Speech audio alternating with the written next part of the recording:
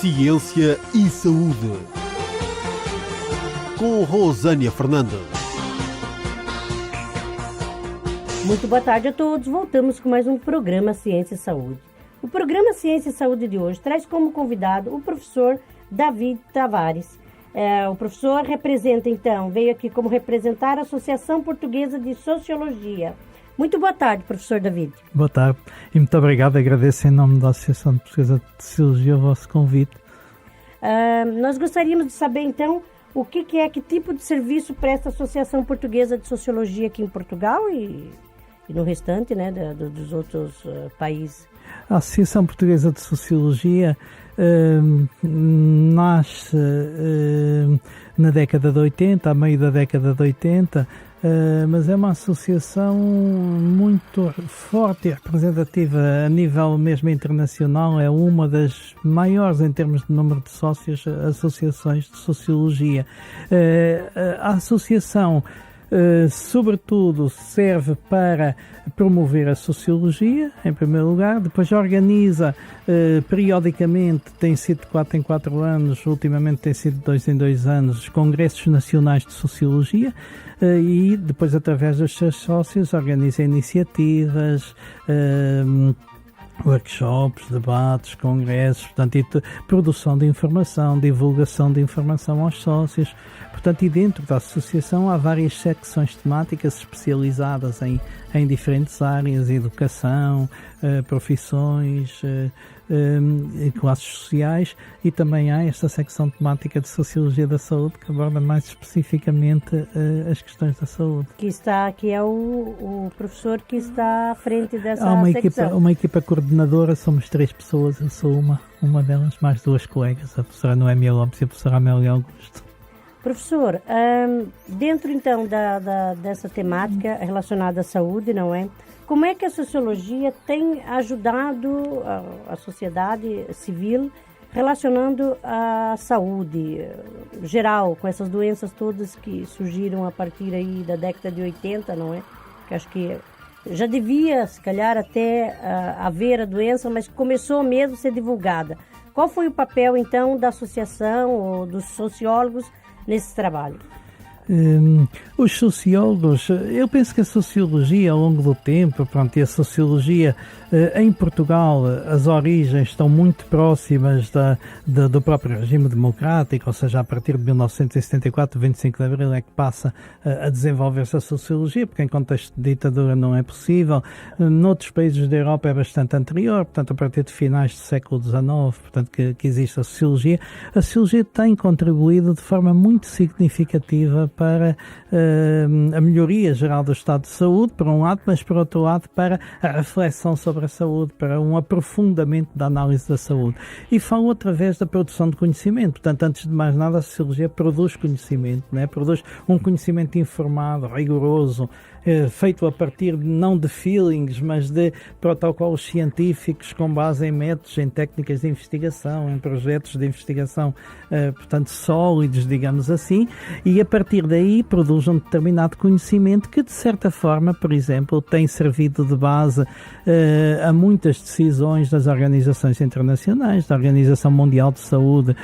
Os estudos sociológicos muitas vezes estão na base de algumas dessas decisões e são um contributo importante para essas decisões. A Organização Mundial de Saúde, a Organização das Nações Unidas ou câmaras municipais, dependendo sempre do uso que se possa dar, não é? Por outro lado, há sempre esta relação entre a sociologia que produz conhecimento e os decisores políticos que decidem sobre as medidas a tomar, embora quando o fazem com base em conhecimento que é produzido, estes estudos sociológicos produziram muito desse conhecimento, portanto fazem-no de uma forma mais informada. E por outro lado, a população em geral, que hoje tem muito maior informação sobre a saúde, e devido ao fenómeno de reflexividade do social, sem dúvida que a sociologia contribuiu para um conhecimento das dinâmicas sociais, dos fenómenos sociais, dos processos sociais, que, do meu ponto de vista, que ajudou sempre bastante e contribuiu sempre bastante para o progresso a este nível. No geral, então, a sociologia a pessoa que estuda é sociólogo, que faz esse estudo, ele está com uma área bem abrangente de intervenção. Sim, Porque sim. pode intervir na saúde, não é? Nos processos da sociedade em geral, não é? E também na educação. E dentro da área da educação, o que o professor pode nos referenciar aí? Na educação em saúde. Educação em saúde. Em saúde. Sim, o papel eu penso que de nenhuma ciência, mas particularmente da sociologia, não é, digamos assim, ser educadores dos cidadãos. Os ouvintes que nos estão a ouvir possivelmente estão a pensar nisso, que não precisam desses educadores. Agora, por exemplo, no campo da comunicação em saúde, sim, aí pode haver um contributo importante do passar a informação, por exemplo, informação de estudos sobre as percepções de saúde das pessoas, a forma como as pessoas lidam com a sua saúde, de como a saúde varia consoante os diferentes graus de escolaridade e que estratégias de educação, que estratégias de informação são as mais adequadas para chegar a determinado público-alvo e para contribuir para não só a informação em saúde, mas como para a melhoria de qualidade de saúde desses públicos-alvos. Aí é importante conhecer a diversidade do social. Por exemplo, existe uma diferença muito grande na taxa de morbilidade, na contração de várias doenças, da taxa de mortalidade. Por exemplo, a mortalidade precoce é maior em determinadas classes sociais mais desfavorecidas. É maior, por exemplo, nos homens que nas mulheres. O conhecimento mais profundo desta situação permite, sem dúvida, que se pense em termos futuros, na possibilidade da redução destas desigualdades, ou seja, conhecer as desigualdades é uma maneira de poder reduzi-las. Por outro lado, isto não depende só do conhecimento, e é curioso quando nunca se investiu tanto como nas últimas décadas na redução dessas desigualdades, sobretudo na Europa, entre a década de 1950 e 1980, em Portugal, e na década de 70, sobretudo, no início da década de 80, e a verdade é que as desigualdades nunca pararam de aumentar. Mas se nós não pensarmos nelas e não pensarmos nas populações e como é que estes aspectos variam em função das populações, e se não tivermos conhecimento, um conhecimento rigoroso e profundo, aí é que não faremos mesmo nada para ultrapassar esses problemas e para reduzir essas tão gritantes desigualdades em saúde, não é? O professor estava a dizer que há mais mortes nas classes sociais, menos favorecidas. Poderia nos esclarecer se isso tem a ver com a falta de informação ou a própria condição financeira faz com que seja assim? É muito interessante a questão e tem sido muito refletida e estudada também no quadro sociológico, que é, por um lado, são as duas, seguramente que são as duas que contribuem, mas a primeira mais que a segunda, ou seja, os fatores relacionados com a informação e com a escolaridade, por exemplo, são, aqui a escolaridade não pela escolaridade em si, mas normalmente as pessoas com maior grau de escolaridade vivem mais anos em média do que as que têm um menor grau de escolaridade, e isto acontece em grande parte porque o peso que tem a prevenção em saúde nas sociedades contemporâneas e o peso dos aspectos preventivos faz com que o domínio da informação, o conhecimento, a capacidade de gerir a informação está muito mais na origem dessas desigualdades do que propriamente os rendimentos, que também são importantes, mas sobretudo em países como Portugal e outros países europeus, que a partir de determinada altura, hoje, como sabemos, menos, mas que a partir de determinada altura investiu em status sociais, investiu no acesso universal à saúde, em que todas as pessoas têm acesso à saúde. Por exemplo, alguém sem nenhuma posse à porta de um hospital, se estiver a ter um infarto de miocárdio, é atendido. Pode ser muito tarde, isso é outra coisa, mas é atendido, não fica por atender. Quer dizer, há um acesso universal à saúde. Por exemplo, 84% da população do Concelho de Loures fatores, em 2009 foi quando foi esse estudo, tinha tido uma consulta médica no último ano. Portanto, isto é uma massificação da saúde muito grande, não é? E 84% sim, é muito. É muito, é bem significativo. E é um indicador desta massificação da saúde. Ou seja, com este acesso com este acesso universal, as diferenças económicas não são tão grandes e de facto as diferenças de informação são maiores, embora as diferenças económicas também têm muito peso, não tem? Exatamente, mas depois tem. estão articuladas uma com a outra, porque uma coisa é o direito ao acesso, nós sabemos que toda a gente tem o direito ao acesso, outra coisa é o acesso efetivo, isso nem sempre é a mesma coisa, isso já depende muito de outros fatores. Eu posso, por exemplo, sentir uma dor aguda e não me deslocar ao hospital.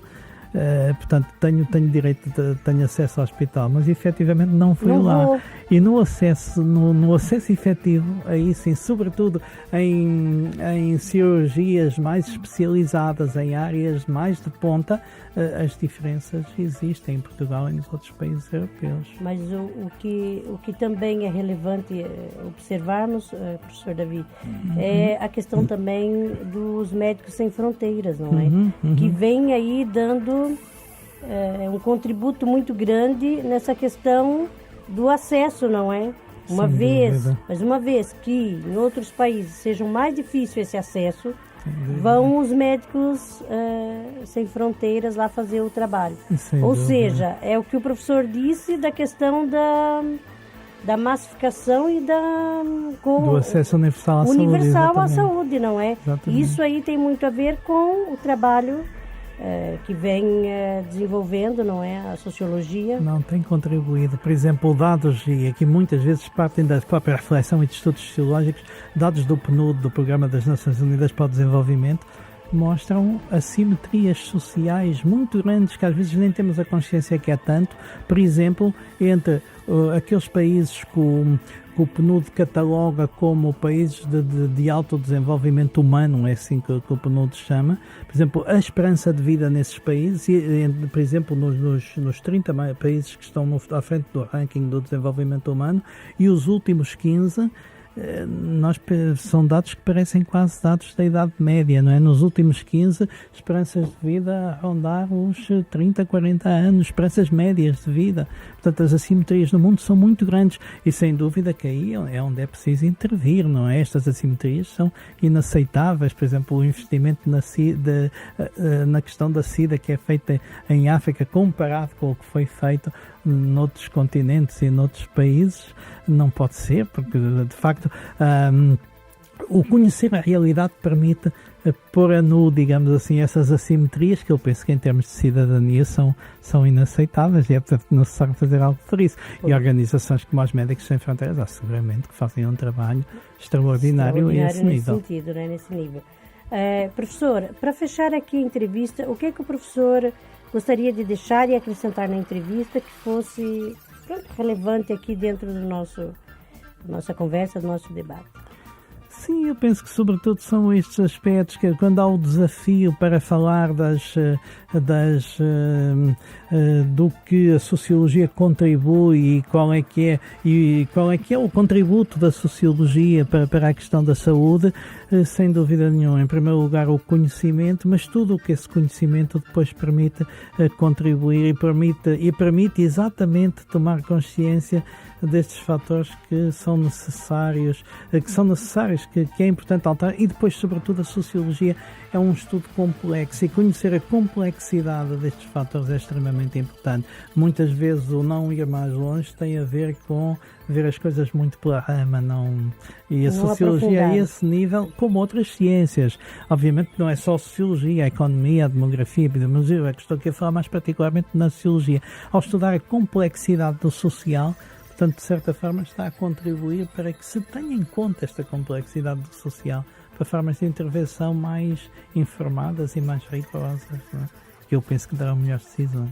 Agradecemos então aqui a presença do professor David Tavares no nosso programa. Até uma próxima oportunidade. Muito obrigado. Muito obrigada. O programa Ciência e Saúde tem o apoio Worldprint Artes Gráficas. Visite-nos em worldprint.pt e Neide Carvalho Cabeleireiros Estética. Neide Carvalho Cabeleireiros Estética. Atendemos homens, senhoras e crianças. Cortes, extensões, colorações, depilações, unhas de gel e gelinho e muito mais. Neide Carvalho Cabeleireiros Estética, na Rua António Maria Pais, número 22A, em frente ao antigo quartel dos bombeiros em Moscavide. Marcações 924181338 ou 916749740. Neide Carvalho Cabeleireiros Estética. Realçamos a sua beleza. Ciência e saúde. Com Rosânia Fernandes.